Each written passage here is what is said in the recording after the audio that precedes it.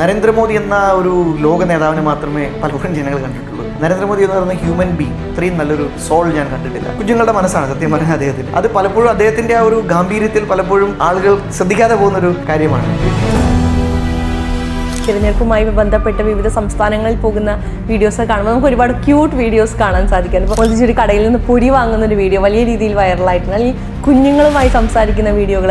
ആ സമയത്ത് നമുക്കൊരു പ്രധാനമന്ത്രിയിൽ നിന്നുപരി വലിയ സ്നേഹമുള്ളൊരു മനുഷ്യനായി മോദിജിയെ കാണാൻ സാധിക്കാറുണ്ട്. അത് അദ്ദേഹത്തിന്റെ ഒരു ബേസിക് നേച്ചറാണ്. ഇത്രയും നല്ലൊരു മനുഷ്യ സ്നേഹി ഞാൻ കണ്ടിട്ട്. നരേന്ദ്രമോദി എന്ന് പറയുന്ന ഒരു ദൈവത്തിന്റെ എന്താ പറയുക, ഒരു അനുഗ്രഹമാണ് ഭാരതത്തിൽ.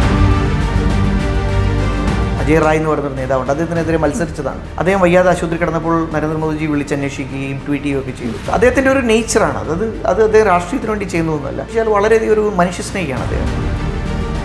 എൻ്റെ വ്യക്തിപരമായിട്ടുള്ള അദ്ദേഹത്തിലുള്ള ഇടപെടലല്ല, അദ്ദേഹം എന്നോട് പെരുമാറിയിട്ടുള്ളത് വളരെ സ്നേഹത്തോടു കൂടിയാണ്. അവിടെ തിരുവല്ല വന്നപ്പോഴും അദ്ദേഹം തോളിലൊക്കെ നല്ലൊരു അടിയൊക്കെ നിന്നിട്ടാണ് സംസാരിച്ചത്. അത് അദ്ദേഹത്തിൻ്റെ ഒരു വാത്സല്യം. അപ്പോൾ അന്ന് പടയണിത്തപ്പ് കൊടുത്തപ്പോഴും അത് കൊട്ടുമ്പോൾ അത് ആസ്വദിക്കുന്ന മോദിയെ നമുക്ക് കാണാൻ സാധിക്കും. മോദിജി എത്രത്തോളം ഹാപ്പിയാണ് കേരളത്തിലെ ഈ വിജയത്തിൽ? അദ്ദേഹത്തിന് കണ്ണിൽ നിന്നൊക്കെ വെള്ളം വന്ന് അദ്ദേഹം വിതുമ്പുമായിരുന്നു. അദ്ദേഹത്തിന് കേരളത്തിൻ്റെ ഈ ഒരു വിജയം മനസ്സിൽ തട്ടി സന്തോഷം തോന്നിയ ഒരു നിമിഷമാണ്. അത് ഒരു നേതാവിനൊക്കെ അപ്പുറമാണ്, ഒരു നല്ല ഹ്യൂമൻ ബീയിങ്ങിൻ്റെ ഒരു ലക്ഷണമാണ്.